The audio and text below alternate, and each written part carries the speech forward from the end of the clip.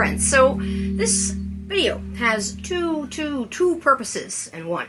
One is to talk about, of course, the subject that is shown in the thumbnail, the romanticizing of toxic relationships. And the other is to announce that we have finally launched the Priority Messages podcast. It should be available in Apple Podcasts and Spotify by the time you are watching this video.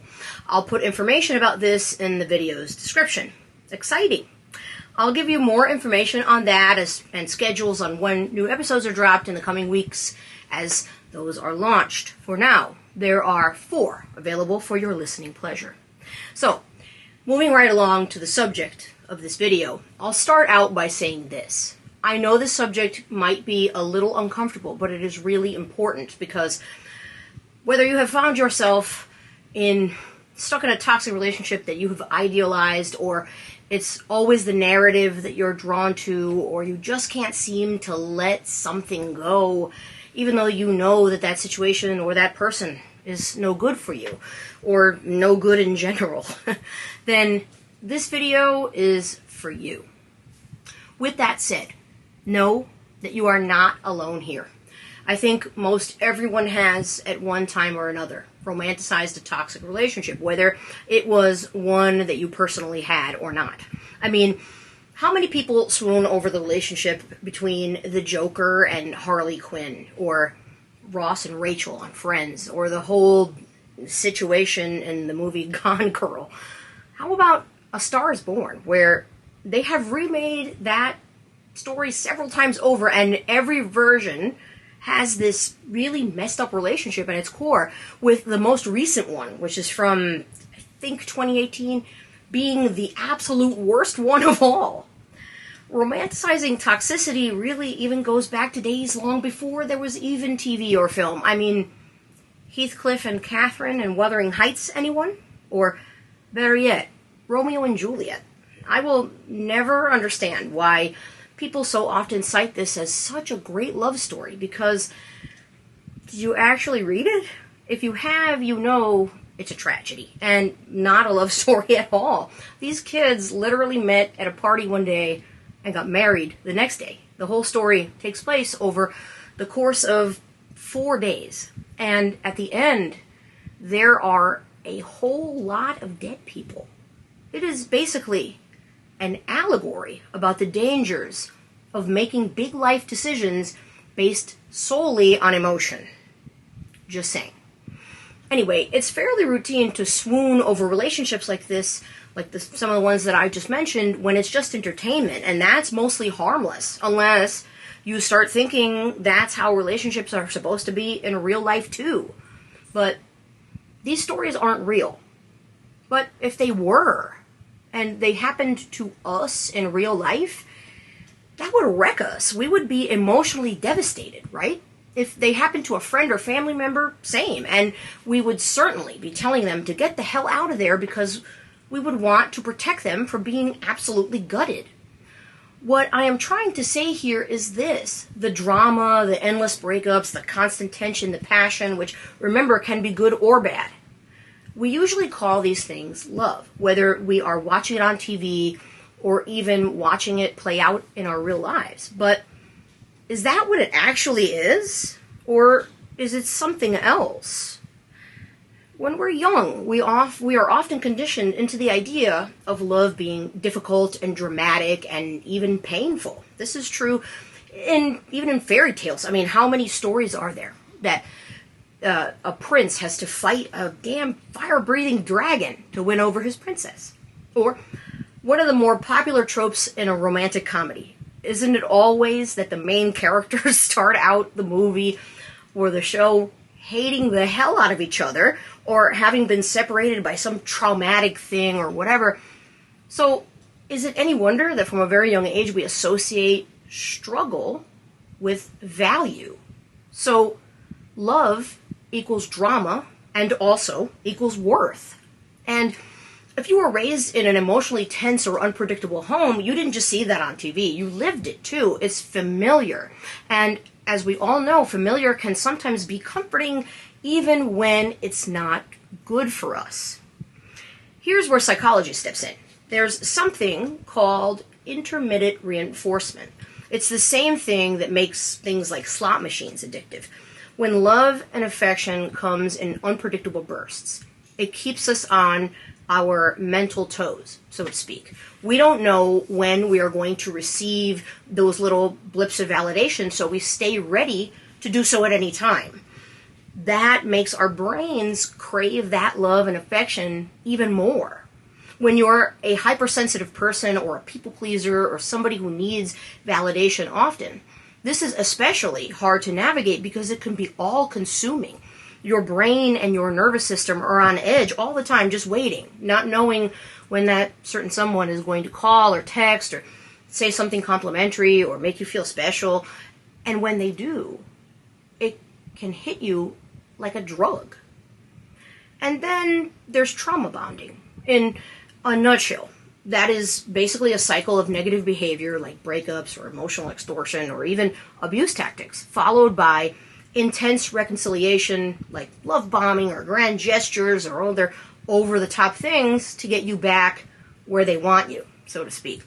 These highs and lows train your brain to stay hooked on them so you can crave them.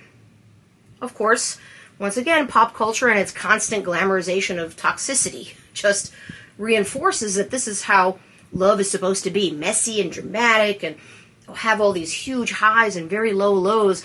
It all seems so passionate, but it isn't passion, it's actually dysfunction. And this needs to be said at this point because here's the part where people often say, but we just have this chemistry. And look, chemistry is a thing. So is new relationship energy and inexplicable attraction. Those are things too. None of them are bad things, and contrary to popular belief, chemistry is not just something you feel in a romantic relationship, by the way. Not by a long shot. You can have those feelings with friends and lots of other people that you meet in your life too. But just like with everything else, there is a good side and a bad side to that. There's good chemistry and bad chemistry. Good chemistry is, well, positive and based on having common interests or worldviews or other things that are seen as a positive check in the box, so to speak. And then negative chemistry. That's when you bring out the absolute worst in each other. A mismatch in goals or the way you see life or your lifestyle or even having that other person make you feel scared and insecure and like you have to constantly walk on eggshells as to not to trigger them into a rage or something. Chemistry, both kinds, keeps people in relationships for way longer than they should be in them sometimes. I know that makes no sense, but I have sadly known a lot of people who do that. They stay in relationships where the chemistry is bad and everyone sees it, including them.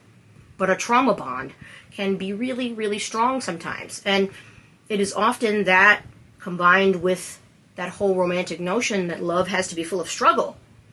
And the person starts to believe that that is just what love looks like all the time, that it's normal. Except it's not. Love isn't chaos. It's consistency. It's safety. It's boring in the best way possible. My wife often says, marriage isn't date nights and cute pictures. Marriage is Tuesday. And boy, is she right. That's what love is too. Because when that chemistry or new relationship energy or whatever you call it fades, and you are left with real life stuff and the real person that you have chosen to be with, loving that person is a choice. Real, healthy love is an unconditional commitment to someone that is not perfect, but is perfect for you. It is definitely a decision, a choice, and a promise.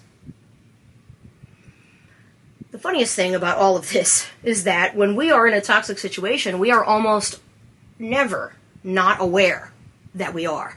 We know on some level.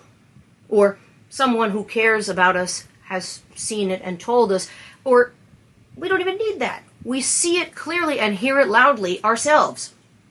So why do we stay even when we know all of this? Because sometimes it feels like this relationship is the only one that we really want. That person is the only one who will ever love us.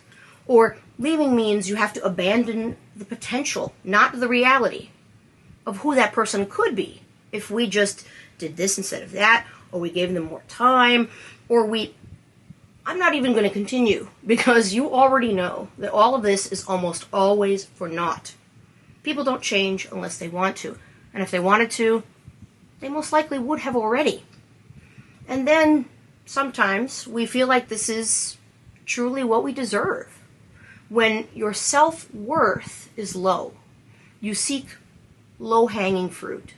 You seek relationships that reflect the way that you feel about you, even if you're doing it subconsciously. In other words, you don't stay because you love them. You stay because you don't love you. And that's how it always goes. When you don't love yourself, you always seem to find people to be around you who don't love you either.